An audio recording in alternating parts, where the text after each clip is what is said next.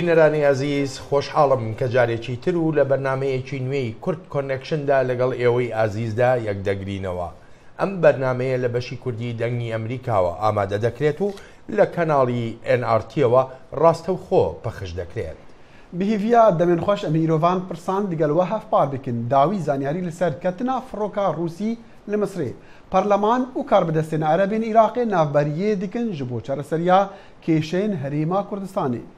لاهور تاالبانی دبێژا کورد کۆنەکشن کا دەستگەها زانیاریان چەندێ ئالیکاریە یەپەکێ دیکە گەلۆ کەرکووک وێ ببە ئەگەرە یەکگرتن یان دابشکردنا عێراقێ سڵاح بایزیدی نوێنەرێ کۆمەڵا زەحمەتکێشین کوردستان ئێرانێ میێوانێ بەرنمەیە ji بۆ شرۆڤەیە چەند پرسین گەرمین ڕۆژهەڵاتە ناوین چەند بابەتین گریدای سیاسەتین ئەمریکاجی ناڤەڕۆکێ راپۆرتین مەلە لێجارێ ئەم دەست پێ بکەن.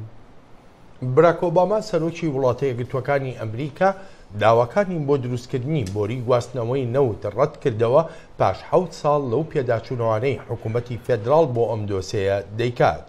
ئەم ڕەتکردنەوەی سەرۆک ئۆباما وەهای لێ دەڕوانرێ کە ڕاگەیاندنێک بێ.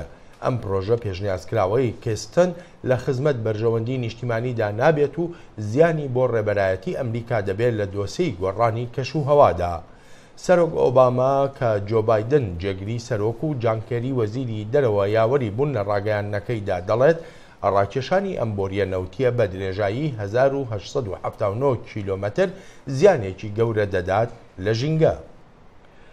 لێ بەرازیلێ تیمێن هاوارچۆنێ لێوەندابوویان دەگەڕن باوەری هەیە هێشتا ساغن پشتیک و تەقینە بەنداوەکێ چالا دەرهینانە هەسنی لە باشوورە ڕۆژهەڵاتە وڵاتی تێدا 15 کەس مرن و گەلەکێن دیژی هێشتا وندانە. وێنەین ژە ئەسمانەن خۆیە دکن کاچاوە قوڕە ساسکاریە یاوەی چالێ بسەر باژارێ بێنتۆ ڕۆدریگۆزدا گرتیە ئەو باژار 7 کیلومتران لە ژێر بەنداوێ فۆنداو بوو لە ئۆستانێ میناس گەریاس. ئەو بەنداف هاتبوو ئاواکردن ji بۆ پەنگاندنا تێکەلێ هەسون و قوڕێک و گەلک جاران گازا ژەهری ژی ژێڕادبە. کەمپانیا سامارکۆیا مینان لێ بەرازیلێ دەبێژە ئەو هێشتا نەزانە کە ئەگەرێ تەقینە بەنداوێ چییە. ئاداما دینگ ڕاوێژکاری تایبەتی بانکیمون سکرتێری گشتی نەتەوە یەکگرتووەکان بۆ دۆسەی ڕێگەگرتن لە ژێنۆساید ڕۆژی هەینی سەردانی ئۆردوگایەکی پەنابەرانی ئەزیدی کرد لە ناوچەی خانکەی نزیک شارۆچکەی سومێڵ. ئەم سەردانەش وەک کاوە عومەر پەیامنێری دەنگی ئەمریکا دەڵێ بە مەبەستی بینینی ڕەوشی قوربانیان بووە و هەروەهاش تا لە نزیکەوە گوێبیستی چیرۆک و بەسەرهاتەکانی ئەو کۆمەڵکوژیانە بێ کە ڕێکخراوە تونڕەوەکەی دەوڵەتی ئیسلامی کردوونی.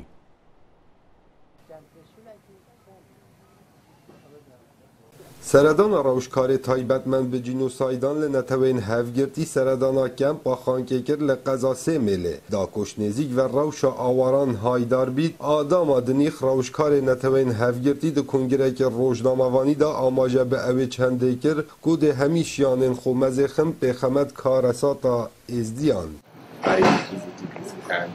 ئەز هاتیمە vê کەمپێش بۆ سەردانا مالباتên قوربانیên هێریشا داعش li ser Şingalê. ڕەوشکارێ نەتەوەین هەڤگرتی ئەو jî xۆya kir ku dê karekê cidî li ser ewan kesan hêtekirin evên di destê Daeş da. Li hember ew karên dibin û hêşta berdewamin bi destê Daeş em ê hemû hewlan bidin ku ew kes nebezbên azadkirin ji destê van tawanbara belkû tawanbar jî bikevin ber edaletê. Dê hêta zanîn ev e cara êkê ye adamadinî xrawşkarê bankîmon li netewên hevgirtî seredana awaran diketin û gelek soz û belên ragihandin. Ji bo wê çendê xizmeta zerermendên karesata Şengalê bihête kirin. Kawa Umer dengê Emerîka, Kempa Xankê deşta Mosul. لێ مسرê کاربەدەستان ڕاگەهاندنên dezgehên Rojava piştrast nekirine evên ku bawer dikin firoka Rûsî ya 224 kes tê demirin ji egerê karekî tîrorîstî ketiye xwarê li Sînaya Misrê. Karbedestên welatên Rojava jî dibêjin renge ji encamê sistiya ewlehiya firokxanê bombek di firokê da hatibe çandin. وەکونی لەسەر ئەگەرین کەفتنا فڕۆکا ڕووسی لە ئاسمانی مسرێ بەردەوامە لە دەمێ باوەری هەیە فڕۆکا ئەوە 224 ڕێڤنگ تێدا هاتیە کوشتن بە کردارێکا تیرۆریست کەفتە بتە خوارێ. از باور دکم که احتمال هبونا بمبکه د ناو فروکه ده هبو ام ویه که به جدی لبرچاو دگرین. جاوره دیتا کرن وزارت پاراستن اجتماعی امریکا رهنمایی نیو تنت لسر هاتن فروکا بو امریکا راب گهیند. پیفدار کوچ کاسپی جاش ارنست دازانین ریوبریا سروک باراک اوباما پیدا چونان لسر چندین پیوانان دکت بو بهز کرنا بار پاراستن لسر هاتن فروکا جفروکا خانین چندین ولاتان. پشتی چندین روزان جرا گرتنا هاتنوچونا آسمانی هلا آسمانیا باجت ایرلاین ایرو راگهان دو فروکه جشرم شیخ به 359 ریونگان برولندن برای کفتن. حکومت بریتانیا دست به وگراندنا گشتیارن بریتانی جشرم شیخ کرن پشتی دگل کاربدستن مصری لسر پیوانن تندن پاراستن ری کفتین. لسروک وزیر بریتانیا بوچونا کردارکا تروریست دجی فروکا روسی دور نیخست. ام نپش راستین او کردارکی تروریستی بو. و کلین بردوامه گرکه ام انجامکی ببینن. اگر بوچونامه زانیارین دزگهین آگاهینه. اوین دبیجن و پیدچید کارکی تروریستی بو. سروک مصر عبدالفتاح السیسی دبیجتن بوچونا هبونا بومبک دنا فروکه دا بتنه پیشبینیه و گرنگی دا هفکاریا نف نتوی دجی تروریزمه. أؤكد على حاجة العالم. از دخازم پشراز بکم جهان چند پدوی به هفکاریا دجی هزرو بچونین تونت هنه. لدمه گهشتنا ترمه هجمارکا قربانیان بو روسیا سروک روسیا ولادیمیر پوتین خمو هفسوزیا خو یا گل روسیا دگل مالباتن قربانیان فروکا روسی را گهاند ولی سر پیشنیاز سروک آجانسا پاراستنا فدرالی روسی همو گشتن آسمانی بو مصر را گرتن. از باور دکم دجی خدا همو گشتین آسمانی بو مصر بین را گرتن و حتی اشکرابونا اگرین کفتنا فروکی بدرستی دوی ام هفکاری دگل کار بدستن مصر بکین. روزانه پتر جی 1 میلیون جانتا و آلا وندی دناف پروسکا پاراستنا تنت لفروکا خانان درباز دبن لهشتا ریجکا زورا کرستان دناف آمین پشکنین دا دیار ناکن لورا کار بدستکی بره یه آجانسا پاراستنا اجتماعی امریکا دبیجت بدوی به سیستمکا پاراستنا خورتر هیا ریدانا کفتن یان اخستنا فروکا روسی خرابترین اک دجی فروکا مدنی هرج پشتی ریدان 11 سپتامبر و سنگیه لسر تکلین سیاسی و آبوری و پیوان پاراستن لسر آست جهان بکد. خالد فتاح دنگ امریکا. هاوکاتی بەردەوامی قەیرانە سیاسیەکانی هەرێمی کوردستانی عێراق و بە تایبەتیش ناکۆچیەکانی نێوان پارتی دیموکراتی کوردستان و بزوتنەوەی گۆڕان لە بەغداوە شاندەکان جا ئایا شاندی حکومی بن یانی شاندی لایەنە سیاسیەکان سەردانی هەرێم دەکەن بە مەبەستی نێوەنگیری لە نێوان لایەنە سیاسیەکانی هەرێمدا وەک ژیار محەممەد پەیامنەری دەنگی ئەمریکا لە راپۆرتەکەیدا ئاماژەی پێدەکات. سەرەڕای چارەسەر نەکردنی قەیرانی سەرۆکایەتی هەرێمی کوردستان کێشەکانی نێوان پارتی دیموکراتی کوردستان و بزوتنەوەی گۆڕان بە چارەسەر نەکراوی ماونەتەوە و لە ئێستاشدا چەند لایەنێکی نێوخۆیی و عێراقی لە هەوڵی نێوەنگیری ئەو دوولایەنن.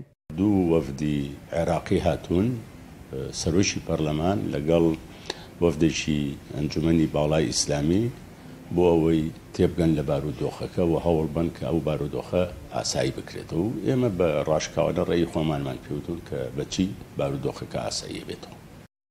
پاش سەردانی بۆ شاری هەولێر ڕۆژی پێنجشەممە سەلیم جبوری سەرۆکی پەرلەمانی عێراق سەردانی شاری سلەیمانی کرد و بەجیا لەگەڵ مەکتەبی سیاسی یەکێتی نیشتیمانی کوردستان و بزوتنەوەی گۆڕان و سەرۆکی پەرلەمانی کوردستان کۆبووەوە. پاش کۆبوونەوەکەیان لەگەڵ مەکتەبی سیاسی یەکێتی نیشتیمانی کوردستان پەرلەمانتار سەڵاح جبوری ئەندامی شاندەکەی وەفدی سەرۆکی پەرلەمانی عێراق لەبارەی هەوڵەکانی سەرۆکی پەرلەمانی عێراق بۆ نێوانگیری لە نێوان لایەنە سیاسیەکانی هەرێمی کوردستان لە کۆنگرەیەکی ڕۆژنامەوانی داوتی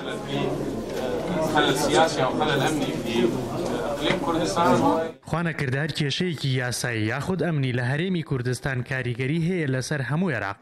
وەک دەزانین لە ئێستاشا زیاتر لە ملیۆنێک ئاوارە لە هەرێمی کوردستان بوونی هەیە و دەمانەوێت کێشەکان بە ڕێگای دەستوری و یاسایی چارەسەر بکرێن و هەروەها دەمانەوێت ڕێگری لە تەقینەوەی کێشەکان بکەین. پێش سەردانی سەلیم جبوری سەرۆکی پەرلەمانی عێراق عەمار حەکیم سەرۆکی ئەنجومەنی باڵای ئیسلامی سەردانی هەرێمی کوردستانی کرد و لەگەڵ لایەنە ناکۆکەکان لە شاری هەولێر و سلەیمانی کۆبووەوە. ئەوانە هەموو هاوسەنگەری ئێمە لە ڕابردوودا ئەکەیت بە ناڕەحەت دەبن بە خراپی وەزعی ئێمە خۆشحاڵ دەبن بە باشی وەزعی ئێمە بۆیە ئەوەی لە دەستیاندایە هەوڵەدەن بوو چارەسەرکردنی کێشەکانمان لە ڕێگای دیالۆگ دوور لە تودوتیش. بارودۆخەکە وەکو خۆی لێبێتەوە سەرۆشی پەرلەمان بڕاتەوە بۆ پەرلەمان دەستکاتەوە بەکاری خۆی وەزیرەکان بڕۆنەوە شوێنی خۆیان ئەو وەختە ئامادەین لە ناو پەرلەمانە گفتوگۆی زیاتر بکەین لەسەر بارودۆخەکە. لە نێوان کێشەکانی ئێستای پارتی دیموکراتی کوردستان و بزوتنەوەی گۆڕان یەکێتی نیشتیمانی کوردستان دەوێت ببێتە هێڵی سێم و لایەنگری هیچ کام لەو دوو لایەنانە نەکات. لە نێوان غروری پارتی و عینادی گۆڕان مەجبورن خەتێکی معقولی سێم وەرگرین. کێشەکانی نێوان ئەو دوو لایەنەش گەیشتە دووتکە کاتێک مانگی ڕابردوو ڕێگری لە گەڕانەوەی سەرۆکی پەرلەمان کرا بۆ شاری هەولێر و وەزیرەکانی بزوتنەوەی گۆڕان لە کابینەی هەشتی حکوومەتی هەرێمی کوردستان دەرکران. ژیار محەممەد، دەنگی ئەمریکا، سلەیمانی. و بەڕێوەبەری هێزین پاراستنە هەرێما کوردستانە عێراقی و بڕێوەبەری ئاژانسا زانیاریین یەکێتیە نیشتیمانیە کوردستانەیە بناوێ زانیاری لاهۆر تاالبانی لە ئەمریکایە و بەری چەند ڕۆژان سەردانە دەنگی ئەمریکا کرد. هەفکار حەیدەر کەریم ئەو میێوان کرد و ژێپرسی کە ئەو چ ڕەنگە ئالیکاریە دەستگەهێ نوی دەدە هێزین یەکەنیین پاراستنە گەل یەپەگێ یەن ڕۆژئاوا و کارۆلی وی دیوان ئالیکاریادە چییە؟ بە خۆشحاڵیەوە ئێڵێم مشانەزی و ئێڵێم بڕاستی ئێمە ڕۆلی کاریگەرمان هەبووە لە ناساننی یەپەگا بە وڵاتانی ئەوروپا و بە تایبەتی ئەمریکا ئەوان خوشکوبرای ئێمن لە ڕۆژاوای کوردستان پێویستیان بە یارمەتی بوو هەر چوار دەوریان گیراوە و لە کاتێکا کە پێویستیان بە هاوکاری بۆ ئێمە هەموو هەوڵەکانی خۆمان چڕوپڕ کردەوە بە تایبەتی لەگەڵ دەوڵەتی ئەمریکا لە دەستپێکردنی قەسفەکانی کوبانی کە کوبانی مەحاسر کرا بوو لە ئەگەری کەوتنا بوو بە سوپاسەوە دەوڵەتی ئەمریکا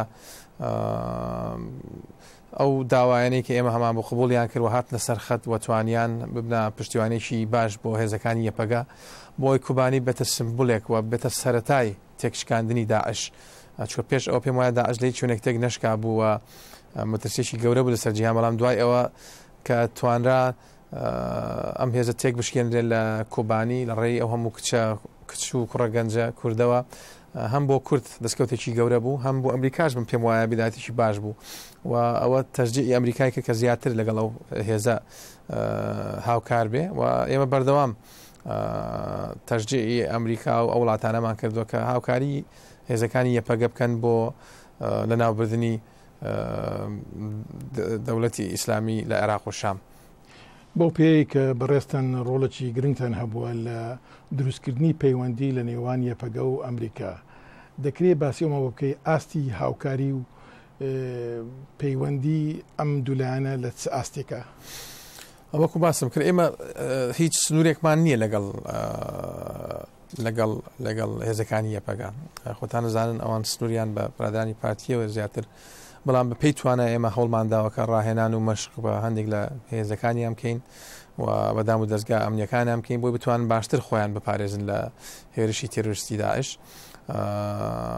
و هەوڵمان داوە هاوپەیمانان هەروەها و ڕۆڵمان هەبووە لە دابینکردنی ئەو چەک و تەقەمەنیانەی کە بەدەستیان دەگا چەندین جار و وەکو باسم کە ڕۆڵمان هەبووە لە دووبارە قەناعەت پێکردنەوەی هێزی هاوپەیمانانەوە بە تایبەتی هێزەکانی ئەمریکا کە چەک و تەقەمەنی زیاتریان پێ بدەن لەبەرەوەی ئەوانش دەتوانن هاوکاری ئێمە بن لە شەڕی دژی داعش دەتوانیوانە ڕۆڵی بەرچاو ببینن لە سووریا وەکو باسم کرد حدودی ساکس پیکۆ نەماوە بە هاتنی داعش ئەو حدودە لە ناو چووە بۆیە شەڕی داعش دەبێت وەکو یەک شەڕ تەماشا بکرێت ناکرێت تۆ شەڕی داعش لە سووریا بە شێوازێک تەماشا بکەیت وە شەڕی دژی داعش لە کوردستانی عێراق و لە عێراق بە شێوازێکی تر تەماشا بکەیت ئەم حدودانە نەماون و داعش دەوڵەتێکی خلافەتێکی ڕاگەیاندوە بۆیە بێ ئەو هێزانەی کە لە ئەرزی واقع شەڕی داعش دەکەن بە یەک چاو سیر بکرێن و هاوکاری بکرێن و هەوڵ بدرێ هەماهەنگی زیاتر لە بینی ئەو هێزانە پەیدا بکرێت.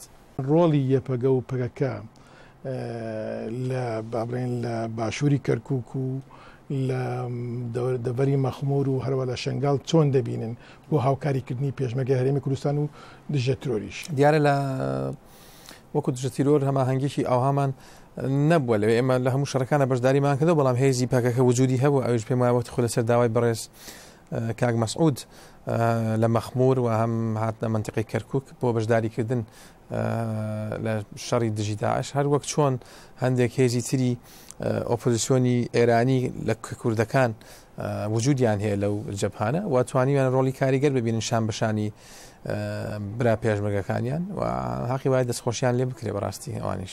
باسی مەخمور کرد ئێوەش وەکو دژێ ترۆر وەبزانام ڕۆڵێکی گرنگتان هەبوو لە مەسلەی مەخمور و لێ نەگەڕان کە داعش بێتە پێشەوە دەکرێت باسی ئەومان بۆ بکەیت چۆن بوو چۆن نەبووە. وڵا بە شانازیەوە ئەمە کاتە لە جەلەولا بووین داوامان لێکرا کە چێ داوای کرد برادرانی پارتی دموکراتی کوردستان داوایان کرد لە بەڕێزکا کۆسرەت ئەو کاتە و ئەمە بە شانازیە وتمان بەسەر چاوە هەولێر و سلێمانی و کوبانی فەرقی نییە بوو ئێمە لە هەر شوێنێک کورد پێویستی بێمە بە ئێمە ئامادەین و بە شانازی بە خۆشحاڵیەوە چوین و بەشداریمان کرد لە ئازادکردنەوەی شارۆچکەی مەخمور و نەک ڕۆڵمان بینی ئێمە ڕۆڵی سەرەکیمان بینی و تاکە شەهید کە لێوەدرا هێزەکەی دژە تیرۆر بوو لێوە شەهید و برینداریدا توانیمان ڕۆڵی یەکلاکەرەوە ببین لەو شەڕی مەخمور و لە ماوەیەکی کەم و کورتدا توانیمان دەست بەسەر شارۆچکەی مەخموردا بگرینەوە و بیدێنەوە بە هێزەکانی ئاسایش و پۆلیس بۆی بتوانن وەک شارەکانی تر مامەڵی لەگەڵ بکەن. لە ماوەی پێش کردارێکی لەشکری کرا بۆ ڕزگارکردنی هەندێک لە دیلەکانی کە لای داعش بوو بە پێی هەندێک راپۆرت و هەندێک هەواڵی کە گەیشتووە خەڵکەکە ئەو خەڵکەی کە با بڵێن کوڕەکانیان پێشمەرگەکانیان دیلن لای داعش هەندێک نیگران بوون لەوە و ناڕەزایی دەرەبڕن ئێوەکو دژە ترۆر چی ئەڵێن ئەو کردەوەیە چۆن جارمە لەمێ ئەو ڕاستکەمەوە بەڕاستی ئێمە بە هیچ شوێک بەشداریمان نەکردوە لەو ئۆپۆراسیۆنە و ئەگەر داواشمان لێ بکرابا کە بەشداری بکەین ئێمە زانیاری تەوامان هەبوو لەسەر ئەو سزنە و دابوشمان بە هێزی هاوپەیمانان کە هیچ جۆرە کوردێک وجودی نییە لەو شوێنە ئەمانە تەنها کۆنە بەعسیەکانن کە بەیعەتیان دەداوە بە داعش و هەندێک لە جەماعەتی نەقشبەندی و هەندێک لەو داعشانن کە سەرپێچیان کردووە لەم سزنە کۆکراونەتەوە سەرڕایەوەی کە ئەم جۆرە ئۆپراسیۆنانە ئۆپراسیۆنی باشن بەڵام من پێم وایە ئەمەیان لە قازانجی کورد نەبوو ئەم ئۆپراسیۆنە چکە ئێمە تقریباً 69 کەس ڕزگار کرا کە یەک کەسی کوردی تیانە بوو وەکو باسم کرد لەو خەڵکانە پێکات بوون و لە هەمان کاتتا ئێمە مەترسیمان خستە سەرگیانی برا پێشمەرگە دیلەکانمان بۆیە کەسوکاری برا پێشمەرگەکانمان حەقی خۆیانە کە نیگەران بن و دوای ئەوەش بەداخەوە داعش لە تۆڵەی ئۆپراسیۆنە هات چوار پێشمەرگەی دیلی هێناوە لە هەمان شوێن کە عەرەبەکانی لێ ئازاد کرابوو بە زۆر شێوەیەکی دڕندانە و نامرۆڤانە سەری ئەو برا پێشمەرگانەیان بڕین بۆیە ئەو حەقە دەدەم بە کەسوکاری ئەو برا پێشمەرگە دیلانەکە ناڕازی بن و گلەیمان لێ بکەن بۆیە دەتوانرا ئەگەر ئۆپراسیۆنێکی لەم شێوەیە لە ئارادا بوو هەوڵماندا بە ئێمە برا پێشمەرگەکانمان کە ئێمە زانیاریمان هەبووان لە مووسڵن ڕزگار کردبە و ژیانمان بەو شێوێ نەخستپایە خەتەرەوە.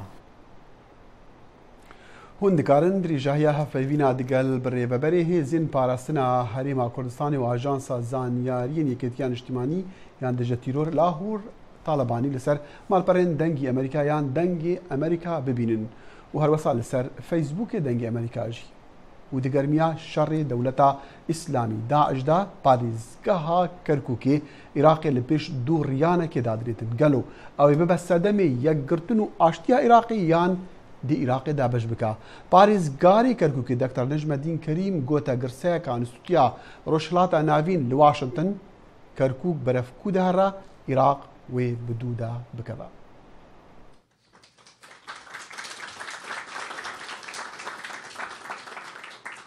Where Kirkuk goes, there goes Iraq. ji komela dewleta İslamî Daeş ra Kerkûk armanceka pir giring e ji ber çend egeran dewlemendiya wê ya bi neftê cihê wê yê cografî di Iraqê da û pêkhatên wê yên cuda bi taybet Erebên Suniyên guman heye meyldarên Daeş bin lê diyarkirina paşeroja Kerkûkê wê aloz bimîne heta piştî derxistina milîtanên Daeş ji herêmê ev ca li hevgirtina pêkhatên wê wê bibe sedemê aştiya Iraqê. ev birastî teqînkirina hikûmetên parêzgeha li jêrî desthelata parêzerên bihêzin ez bawer dikim ev modêl wê Iraqê hevgirtî bihêle bêtir ji her tiştekî din ew dibe bi veguhestina biryarên ewlehî û aborî ji bo desthilatên xwe cihî ve divê navend bêtir derfeta bide Iraqiyan heta karibin pêk ve bimînin û pêk ve bijîn. Civakên Erebên Sunnî ku dibêjin zemîneya amade ye ji serheldana tund û tîjiyên ra û Türkmanên ku Tirkiya pişta wan digira tim ندل رحتن جبالا دستیا کردان لپارزگاه کرکوکی افجا پرسامازن اوا چاوا ترسا عرب و ترکمانا نمينا جوي بالا دستيه.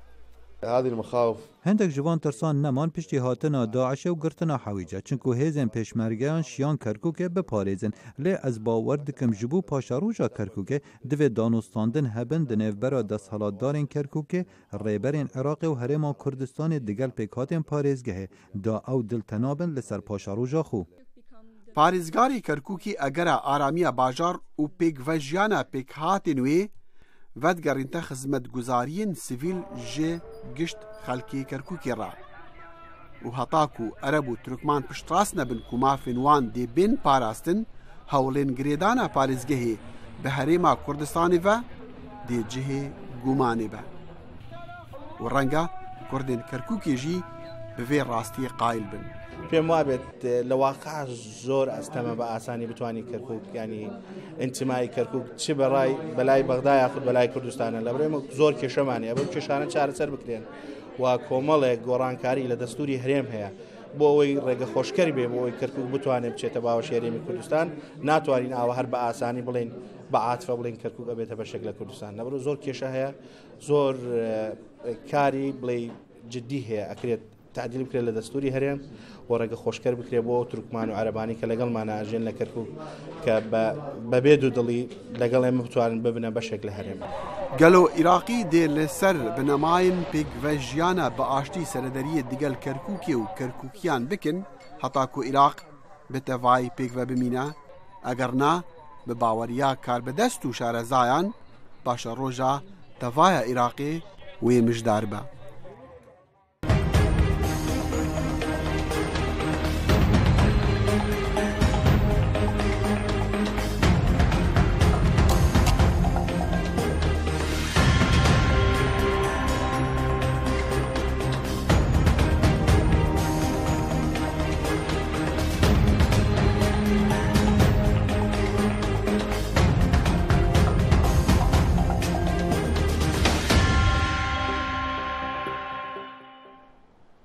حکوومەتی تورکیا سەرکوتکردنەکانی خۆی زیاتر کردووە دژی میدیاکان و دژی جودابیران لە ناوچە کوردنشینەکانی وڵاتەکەدا ئەمەش پاش سەرکەوتنەکانی پارتی داد و گەشەپێدان لە هەڵبژاردنەکانی ڕۆژی یەکشەممەی ڕابردوودا. هەدەفە پارتی سەر بە کورد لە تورکیادا ژمارەیە لە کورسیەکانی پەرلەمانی لەدەستدا و ئێستاش کورد لە وڵاتەدا دەڕوانێتە ڕێگەیەک بۆ بەرەو پێشبردننی داواکانی و ڕێبازەکەی بۆ گەیشتن بە خودمختاری لە تورکیادا. ئەو ڕێگەیە چییە؟ وەڵامی ئەم پرسیارە لەم راپۆرتەدایە. شوپên dijwariya li bajarê Diyarbekir ewa piştî hilbijartina hêjê tê dîtin. Ew mizgefta 500 salî maşerê di navbera hêzên Tirk û cudaxwazên Kurd e. Ewa ku Tirkiye û Amerîka terorîst dibînin. Hikûmeta Erdogan piştî hilbijartina heftê Hezîranê şer dijî PKK dîsa dest pê kir û tapaserî berdewam e. Niha Partiya Erdogan bi misûgerî kontrol dest aniye. Kurdên li Diyarbekir li ser rastiya berê hişyar bûne. Mafya bu otomiyê ji her demî dûrtir dixwayî û gihiştina wê ne zelal e. The Kurdish people is tired of war. Gelê Kurd ji sedema şeran mandî bûye, ji şerên çekdarî û leşkerî mandî bûye, wan çareseriyeke aştiyane, çareseriyeke siyasî divê. Solution for the Kurdish question. Ew pirsgirêka wiha mezin wê çawa biz çareserkirin. Piraniya Kurdan hilbijartin boykot kirin û Partiya Kurdan ji hilbijartina heftê Hezîranê hinekî kêmtir deng dest anî. The Kurdish Legal Party HDP Partiya Kurdan HDP beriya hilbijartinên heftê Hezîranê sûz da bû ku li ser prosesa aştiyê berdewam bibe. û got bû gel eger hûn dengên xwe bidin HDP hûn didin aştiyê û dê pirsa Kurdî bi şêweke yasayî çareser bikin. Dê bi şêweke aştiyane ev pirsa bêbdawî kirin. Lê ev pêk nehat.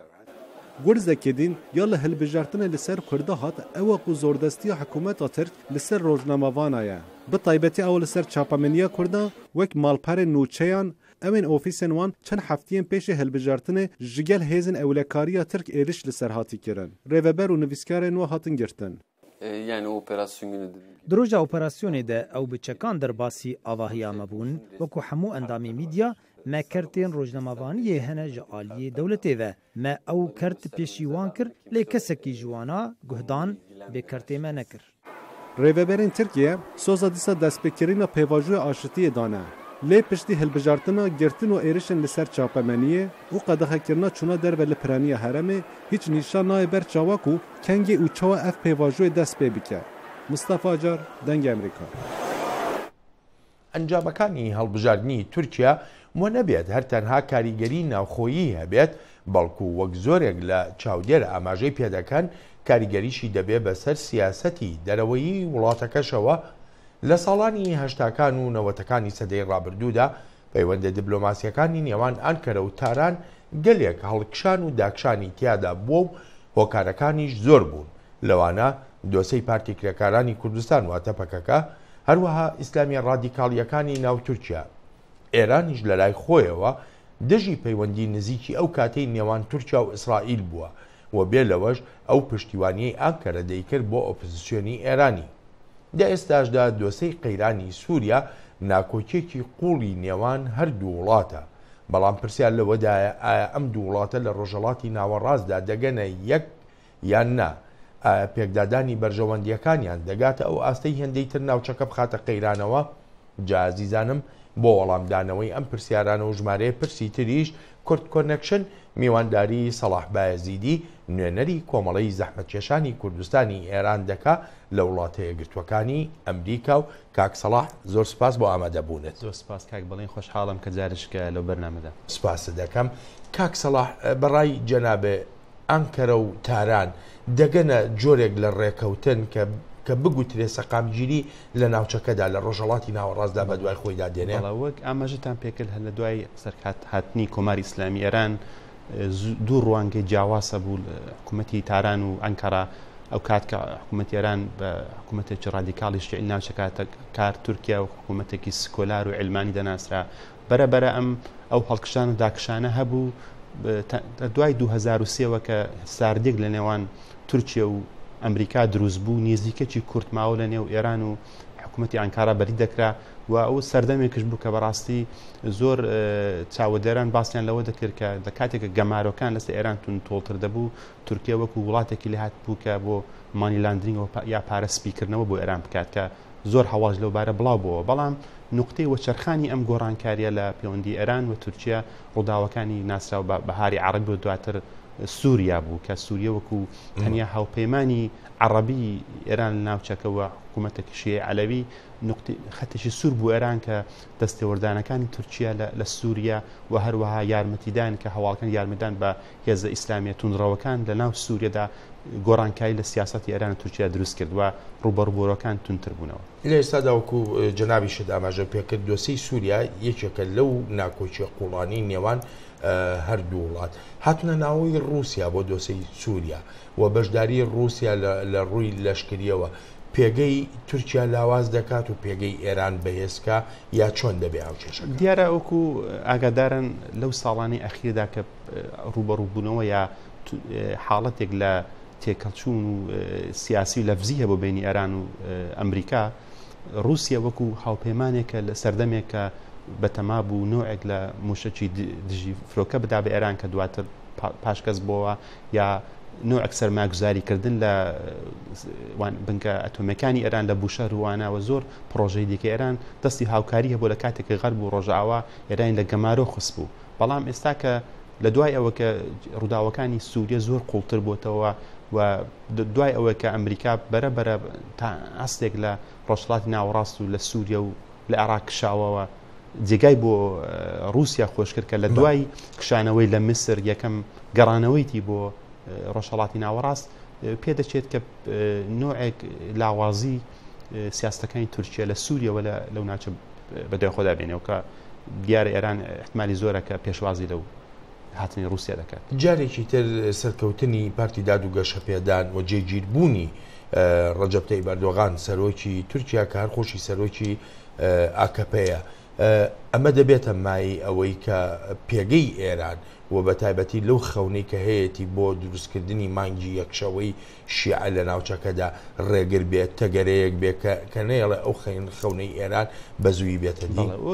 ئاگادارین لە پێش هەڵبژارنی 1 نۆڤەمبەر ڕێککەوتنێک لەگەڵ بینی ئەمریکا و تورکیا کرا کە هەندێک لە هەندێک خاڵا و دەیتوانی ئەو داواکارانی کە تورکیا هەیبوو بۆ کێشەی سووریا ڕەچاو بکرێت و تورکیاش هەندێک ئاسانکاری بۆ ئەمریکا کرد بۆ یەکەم جار ئیجازەیدا کە لە ئەنجلیکەوە هەندێک فرۆکەی ئەمریکای بەکاربێن بۆ شەڕی دژداعش.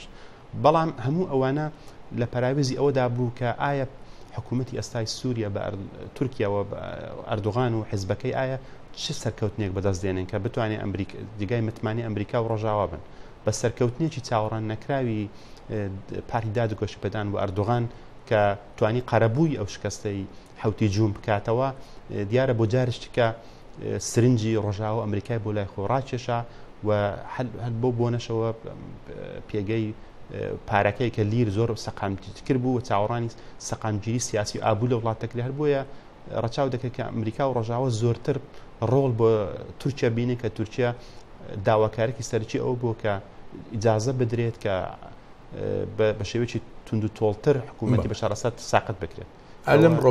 لەم ڕۆژە هەستیاری ڕۆژەڵاتی ناوەڕاستدا گوتاری کامیان زیاتر زاڵە بەسەر ناوچەکەدا گوتاری ئێران و پاش ڕێکەوتنی ناوچی لەگەڵ کۆمەلگای نێونەتەوەییدا یاخو گوتاری مانەوەی ڕەجەب تەیب ئەردۆغان و ئەو ڕوانین و هەڵوێستانەی کە بەرامبەر بە دۆسەکانی تر هەیەی لە ناوچەکەدا وەک پەیوەندی لەگەڵ ئیسرائیلدا وەک پەیوەندی لەگەڵ سووریادا بۆ نمونە عێراقیش بە هەماچێەوە ئەگەر چاو لێ بکەین ئێران تەنها ڕووگۆڕانکارێک لە شتە بۆ ئێران دوای ڕێککەوتی ناوەچی لە نێوان ئێران و وڵاتانی ڕۆژە ئاوایی و ئەوەی کە ئەگەری هەوە دەرەنجامی ئەو ڕێککەوتنە بەچۆ دەکات لە مانگانی داهاتوو و پێگەی ئێران کە لە ناوچەکە دەبین بە شێوێکی شەڕی نیابەتی یا پرۆکسی لە ناوچەکە بەڕێوە دەبات لە سووریا لە عێراق ئێمە دەبینی ئێران زۆرتر دەست کاری وڵاتە وەرەدا لە سووریا بە شێوەیەکی زۆر ئاشکراتر بە هەزاران هێزی ناردۆ لە ئێمە بە شێوەیەکی ناڕاستەخۆ دەست دەکارە هەموو ئەوانە پێگەی ئێرانی لە دوای ڕێککەوتنی ناوەچی بەهێزتر کردووە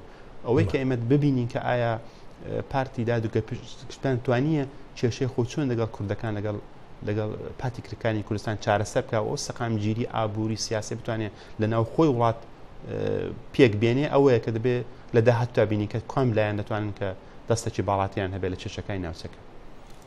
هیچ یەکێ لەم دوو وڵاتە هەم ئێران و هەم تورکیا دەتوانن ئالم هەلو مەرجەدا دەسوەردان لە کاروباری ناوخۆی وڵاتەکەدا بکەن تورکیا ئۆپۆزیسیۆنی ئێرانی بەکاربێنە بە ئۆپۆزیسیۆنی کوردیشەوە یان ئێران ئۆپۆزیسیۆنی ناو تورکیا بەکاربێنێ بە تایبەتی پارتی کرێکارانی کوردستانیا ئەو لایەنە ڕادیکاڵە ئیسلامیانی ترکە لە تورکیادا. بەڵێ ئاگادارین بۆ ماوەی 2-3 ساڵێک بوو کە پرۆسێکی ئاشتی لە تورکیا بەڕێوە دەچوو لە نێوان پارتی کرێکارانی کوردستان حکوومەتی تورکیا یەکێک لە خەونەکانی ئێرانەیە یەکێک لە پلانەکانی ئێران ئەو بۆ کە کۆتایی بۆ پرۆسەی ئاشتی بێنێ لە تورکیادا کە ئێستامە دەبینین بەداخەوە دووبارە شەڕێکی خێناوی لە نێوان هەردوو لە دەستی پێکردێتەوە و ئەوە ڕاستەوخۆ ناڕاستەوخۆ بە ئەنجام گەشتنی چێک پلانەکانی ئێران لە ناوچەکە وەگەر چاوەڕانی ئەوەش دەکرێت کە گەری ئەوەشەیە کە بەڕاستی هەردوو لایەن ئەو کێشانەی ناوخۆی دوو وڵاتەکان بقۆزنەوە بووە کە دەستێوەردان لە کارێکتردا بکەن.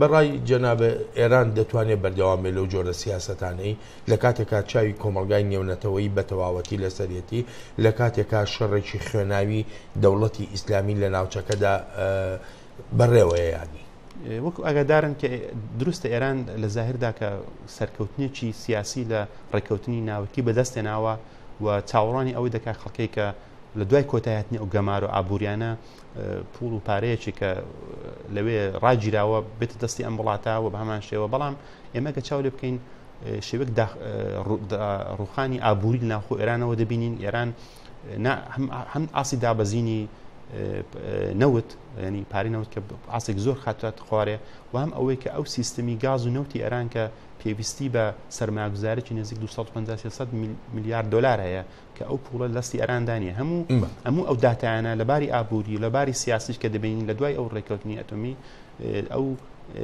شەڕی ناوخۆیی بینی ڕەفۆرمخوازەکان بە ڕۆحانی و ڕەهبەری کە بەشێک لە سوپای پاسداران قوڵتر بووتەوە بە ناکۆچی سیاسی نەوخۆی ئێران و بەرچاوگرتنی داڕوخانێکی ئابووری کە نەوخۆ ئێران هەیە و ئایندێکی وا ڕەچاو ناکرێت ئێران بتوانێت چ لەباری سیاسی چ لەباری ئابووری بەردەوام بێت بۆ دەستێوەدانی زۆر گەورەکە ئێستایەتی ناوچەکە. زۆر بە کورتی پێم بڵێ مانەوەی بەشار ئەسەد سەرۆکی سووریا لە بەرژەوەندی ئێرانە یاخو لە بەرژەوەندی هەندێک لە پلانەکانی تورکیایە. بێگومان گمانەوەی بەشار ئەسەد بەکو تاکە هاوپەیمانی ئێران چ لە سەردەمی شەڕی خۆی دەگەڵ عێراق و سەردەمی دواتر بە قازانج و بەرژەوەندی ئێرانە کە دەتوانێت ڕێگای ئێران بۆ یارمەتیدانی حیزبوڵڵا ناوچەکە و بەشێکی زۆر لە هەناردەکەی تۆریزم بکاتەوە. کاک سەلاح زۆر سپاست دەکەم بۆ ئامادەبوونت لە بەرنامەی ئەمڕۆی کورد کۆنێکشن. زۆر سپاس دەکەم. خۆشەویستانم تونڕەوانی کە دەڵێن سەر بە ڕێکخراوی دەوڵەتی ئیسلامین لەم ماوەیە ڕابردوودا دەستیان گرتووە بەسەر ژمارەیە ناوچەدا کە لەژێر کۆنتڕۆڵی تالیبانەکاندا بوون لە هەندێک بەشی دیاریکراوی ڕۆژهەڵاتی ئەفغانستاندا. خەڵکی ناوچەکەش دەڵێن ئەو دڕندایەتەی لە تونڕەوانی دەوڵەتی ئیسلامی بینیویانە بێپێشینەیە. ئەو پیاوە وێنەیەکی بچووکی کوڕەکوژراوەکەی وەک بیرەوەریەک لەگەڵ خۆی هەڵدەگرێت. میلیتانەکانی داعش ئەو کوڕە 15 ساڵانەیان کوشت. خپل خەرێکە لۆ خپل دەغیا کرد خا ماشوم هیچ شێم کوڕەکە بە گۆدرێش چوو بۆ کێودار بێنێت کە بیفرۆشین. ئەو زۆر گەنج و تەنیا 15 ساڵ بوو. 3 گولیان لەسەر سنگیدا ناوی خالید. نانا سەدان کەسی دیکەی خۆرهەڵاتی ئەفغانستان کوژراون سەریان بڕاوە یان جاری وایە بە کەرەسەی تەقەمەنی لەلایەن داعشەوە تەقێنراونەوە. قوربانیەکان ڕێبەرانی عەشیرە، ئەندامانی هێزەکانی ئاسایش یان هەر کەسێک کە بەرهەڵستی گروپەکەی کرد بێت جاری وایە بە هەڕەمەچی مەدەنیەکانیشان کوشتووە.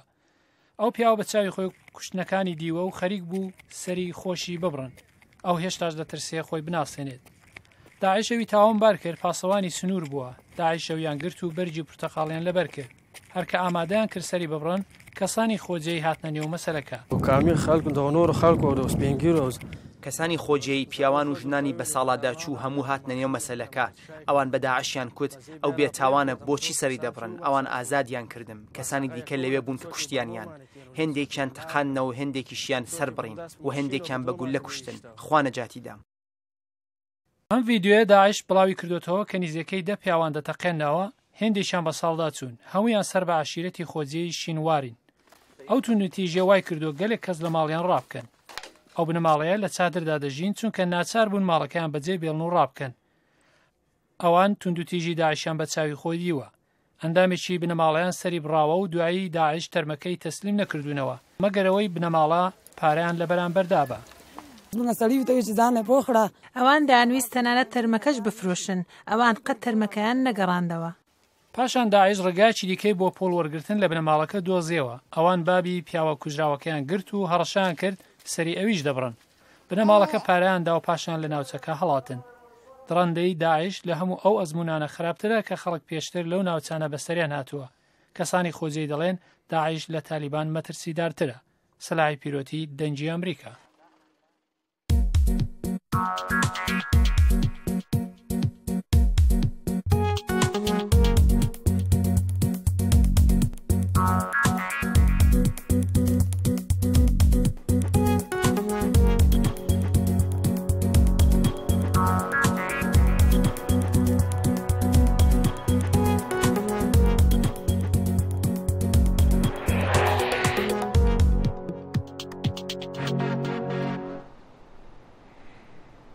جارێکە دی بخێر هاتن کورد کونەکشن چەند مەهان پشتی پەیوەندیان ئەمریکا و ئیسرائیلی گەشتینە نزمترین ئاست سەرۆک باراک ئۆباما دێ هەفتیا بێتن لە کۆش کاسپی پێشوازیە لە سەرۆکوەزیرێ ئیسرائیلی بنجەمین نەتەنیاهو بکە ji بۆ دانوستاندنان لەسەر خەما هەردوو لایەنان ڕێکەتنا ناوۆکیە ئیرانی ئەف جوین دەبە لە دەمێکی گرژیانێ بەرە ئیسرائیلی و فەڵستینیاندا گەهایە بلندترین ئاست.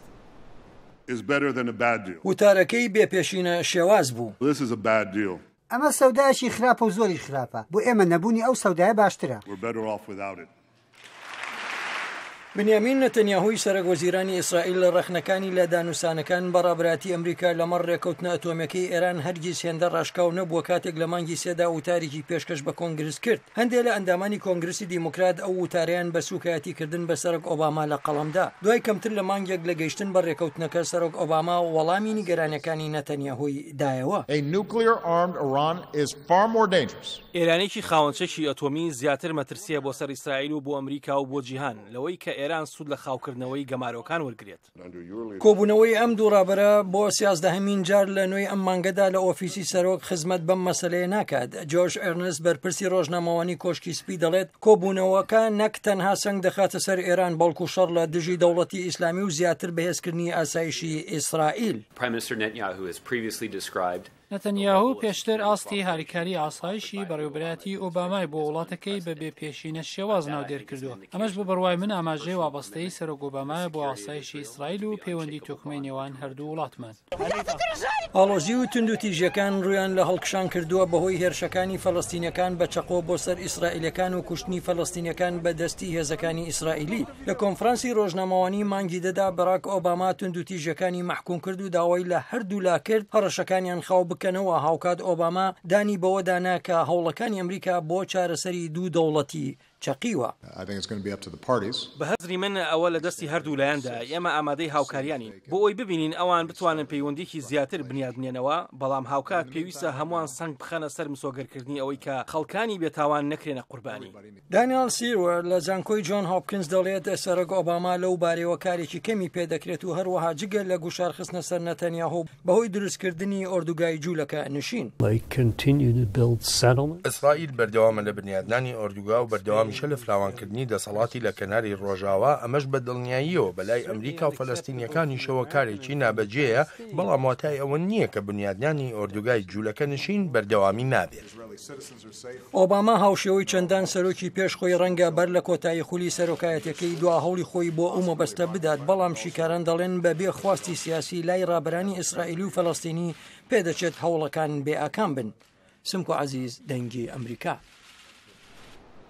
و دەکەمپێنە هەڵبژاترین سەرۆکاتیە ئەمریکادا داویترین ڕاوەرگرتنی نیشتیمانی خۆیان دکن و دێ بەرێکانیا کۆماریاندا نۆژداری ناودار بن کارسن کەتیە پێش ملیار دێوێ پارێزیار دانالد ترامپ لێ دێ بەرێکانیا دەموکراتاندا هیلاری کلینتن پێشکەتنێک ڤەبری بدەست بەهەیە بەسەر هەڤڕێکی خوا سیناتۆری ڤەرمەنت بەرنی ساندەرس. کتێبی نوێی دۆناڵد ترامپ بە نێوی ئەمریکای پەککەوتوو چۆن دەتوانین دووبارە ئەمریکا مەزن بکەینەوە ڕۆژی سێشەممە هاتە بازارەوە. ئەم کتێبە پەیامی هەڵمەتەکەی ترامپ پشگیری دەکات کە ئەو دەتوانێت دووبارە وڵات بەهێز بکاتەوە. ترامپ دەڵێت ڕکەبەرەکەی ئەو بنکارسۆن وزەی پێویستی بۆ سەر کۆماربوون نییە. پێویستمان بە کەسێکە وزەی بەرچاوی هەبێت بۆ بەرەنگاری سەربازی، بەرەنگاری لەگەڵ داعیش و لەگەڵ ڕەوتی ترسێنەری بازرگانی، بۆ کۆتایی هێنان بە بیمەی تەندروستی و باماوهێنانی زۆر شتی باشتر بە پارێکی کەمترە. پێویستمان بە کەسێکە توانایی هەرە بەرچاوی هەبێت بۆ ئەوەی وەک سەرۆک هەڵسوکەوت بکات. ئێمە ئێستا سەرۆکێکمان هەیە وزەی نییە. کاندیدا کۆماری خوازەکان ڕخنەیەکی زۆر لە ئیدارەی ئۆباما دەگرن و باڵێنی ئەو دەدەن کە هەندێک لە پەیڕۆ پرۆگرامەکانی ئەو هەڵوەشێننەوە. ڕۆژی دووشەممە سەرۆک کۆمار گاڵتەی بۆ کۆماری خوازانە کرد کە دەڵێن ئەمریکا پێش ئەوەی ئۆباما بێتە سەر حکم زۆر وەزی باشتر بوو. وەک ئەوان دەڵێن ساڵی 2008 هەموو شتێک باش بوو، کاتێک کە ئێمە تووشی خراپترین قەیرانی ئابووری بووین لە ژیانماندا دەمانبینی ڕێژەی بێئیشی و نەبوونی بیمەی تەندروستی زۆر لەسەرەوە بوو و ئێمە بەنەوتی دەرەوە بە شێوەیەکی بێهیوا ئالوودە بوو بووین. ئوسامە بن لادنیش ئازاد بوو. وا دیارە ئەمە سەردەمە زێڕینەکە بوو کە من تێکم داوە. چەندین کاندیدای سەرۆکاتی کۆماری خوازەکان لەوانە بنکارسۆنی ئێستا پێشنگ داوا دەکەن کە گۆڕان لە دەمەتەقەی تەلەڤیزیۆنەکاندا بکرێت و لەوانەش پرسیارە هەندەرەکانی پێشکەشکارەکان سنووردار بکرێت. پێویستە پێشکەشکارێکمان هەبێت بوو پێزانین دەربارەی کاندیدەکان زۆر کارا بێت. بەڵام ئەم بیرۆکەیە وەلا نەرا دوای ئەوەی ڕخنەی زۆری لێگیرا و سەرۆک ئۆباماش گاڵتەی پێ. ئەگەر ئێوە ناتوان لەگەڵ پێشکەشکاران ڕێبکەون من پێم وانە چاینیەکان ڕووسەکان سەبارەت بە ئێوە دڵنیگەرانیشان هەبێت. لە کاتێکدا لە هەڵمەتی کۆماری خوازەکان ساڵێکی تەواو پێش دەنگدانەکە ئێشتا پێشەنگی مسۆگەریان نییە، هیلاری کلینتۆن لە کەمپێنی دموکراتەکان ڕێبەریەکی بەهێزی دروست کردووە. شاید عەلەوی دەنگی ئەمریکا. ئازیزانم، هەر لە ئەمریکا دەمێنینەوە و لە هەواڵە هونەریەکان ژمارەی ئەو زنجیرە درامایانەی لە شاری نیویۆرک تۆمار دەکرێن هەروە دێ و زیاتر دەبن و ئەم جۆرەکارە هونەریانەش بە بڕی نزیکەی 7 ملیار و 800 ملیۆن دۆلار بەشداری هەیە لە ئابووریستانەکەدا و ستۆدیۆکان لە نیویۆرک فراوانتر دەبن و بێلەوانەش دەرفەتی کاریشی زیاتر کردووە. ستۆدیۆی ستاینەر یەکێکە لە گەورەترین ستۆدیۆی دەرهێنانی فیلم لە کەناری ڕۆژهەڵاتی ئەمریکا. چلونۆ زەنجیرەی تلڤیزیۆنی لە ویلایەتی نیویۆرک ساز دەکرێن و زۆربیان لە ستۆدیۆی ستاینەر تۆمار دەکرێن وەکو بلو بلودز، ئەمپایر و مادام سەکرتەری. لە ڕاستیدا تەلەڤیزۆن پێشەنگیان پێشکەوت نەبوو، ئەمە لە بەشێکیدا بەهۆی تەقینەوەی ڕاستەقینە لە دوای ناوەڕۆکی نووسینەکانیاندا دیارە. ئێستاکە تۆڕی کەیبڵمان هەیە، هەروەها ئێستاکە پلاتفۆرمی تازەی دیجیتەڵ دەستکەوتووە و کە بۆ پێگەژمارەیە نوێەکانمان کە دەخوازیێت کارێکی نوێی بۆ بنووسرێتەوە کە ئەمە لە ڕاستیدا زۆر دەگەیەنێت بۆ بەرهەمهێنانی نوێ لە بەرەی تەلەڤیزۆنیدا. دۆکستاینەری تەمەن 55 ساڵ خۆی ئەم ستۆدیۆیەی دەست پێ کردووە. ئێستاش قەبارەی ئەم ستۆدیۆیە 2600 مەتری چوارگۆشەیە. دۆک دەڵێت بەنیازە ستۆدیۆیەکی تریش بە هەمان قەبارە ئاوەدان بکاتەوە. ئێمە لە باجنەدان بۆ دروستکردنی فیلم و تەلەڤیزیۆن پێشەنگیمان کرد، چونەوە هەرچی سەرف دەکات لەو ژێرخانانەدا و لەو خزمەت گوزارانەدا دەمێنێتەوە کە لێرە دەبێت. ئەو کار و کاسبێکی زۆر دروست دەکات، ڕاستەوخۆ یا ناڕاستەوخۆ. من پێم وایە نزیک 85,000 ئیش دروست دەبێت و هەروەها 8.5 میلیارد دۆلاریش پارە لەم ناوەدا دەخاتە گەڕ. کاسترۆ دەڵێت ئەگەر ستاینەر ڕاست دەکات ئەم پرۆژەیانە گرنگ دەبن بۆ ویلایەتی نیویۆرک و خەڵکەکەی.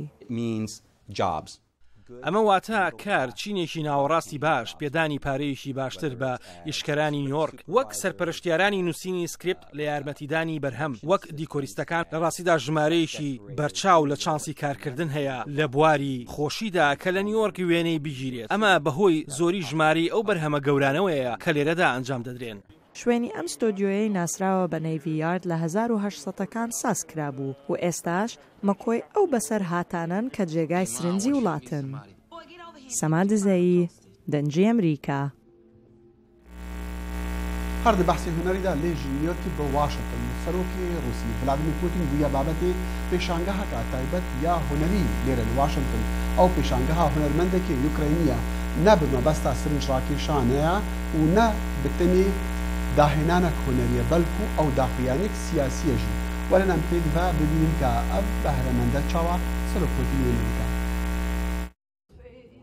پێشنگەها بناوێ ڕوێشەر یا هونەرمەندا یوکراینی داریا مارچینکۆ bi tenê li ser portrê ya Vladimir Putin bû.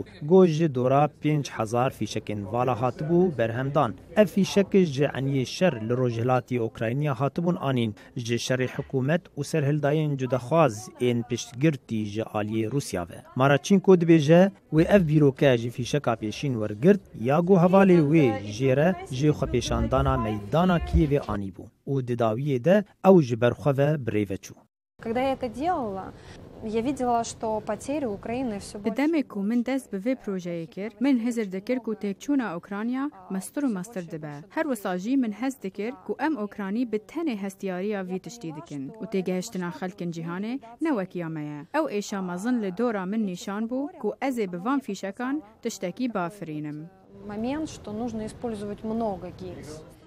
Kesê gorê ve beriya pêşengehê dikin têlên strî danîn ber wê ne mîna sembolekê zêdetir. Ev projemeya encam day heta ku bu hemî Ukraynî û Emerîkayî û ew ên li kongrêsê kar dikin rohin bît ku Putinê alûziya hêne nav jiyana hewa. Ew ê hatiye nav malên hewa û bi asanî dernaçîn. Maraçinko gelek nerîn û hizir ji xelkê wergirtin di cara pêşîn de jê pêşengeha projeya xwe. Ji Cezayir, Holanda, Sûriye û Rusya jî bi piranî erênî bûn lê hin ji wana jî gef bûn li ser jiyana wê û li dijî wê bûn. Enerjiya ji vê projeyê gelekî tariye. Mebesta min ew e ku tu nikarî bi dilek keyfxweş wî çêbike. Lê min nikarîbû ew rawestan da. Ev nîşaniya min e bo rêzgirtina hemû leşkerên Ukranî ne spasî ji wan re ku ez niha li Kiev paytexta welatê xwe bêşer dijîm. Bi guhertina rûniya pêşengehê derbirîniyên rûyê Putin jî tên guhertin bi rûwekî tirsonek û dêvgirtî ve. Maraçinko hêvîdar e gohayê Putin jî pêşengeha wê çê bibe û karibe reftarên xwe biguherîne. Ez his dikim ku diktatorek di cîhanê de hebe karibe ji tera ramanê xwe bêje di demê ku ew bi tenê be di şevek tarî da. Lê ez bawer dikim ku ew dizanin çi paşeroj li bendî wan e. Maraçinko guftugoya dike got karibe vê pêşengehê li mozexaneyê İtalya, Brîtanya û Hindistanê jî çê bike. Luqman Ehmed, Dengê Amerîka. Balê diyare eger tu wêneyekî yan serûçavekî bi fîşekan dirûst bikî dê ew serûçav diyare renga sîmayekî nexweşiyê bide. سیمایکی نەخۆشی یا سیمایکی سیاسی یا سیمایکی جۆری بیرکردنەوە وەکو تعبیرکردنێک لە سایکۆلۆژێتی ئەو کەسە خۆی پێشانگایەکی جوان بوو کارێکی هوەری بوو کە دەکرێت بە شێوەیەکی گرنگیش لی بڕواندێ. جازیزانم لێرەشدا دێینە کۆتایی بەرنامەی ئەمڕۆی کورد کۆنێکشن تا بەیە گەیشتنەوەی داهاتوومان لە هەر شوێنێکی ئەم جیهانەدان کاتتان شاد و کامەران.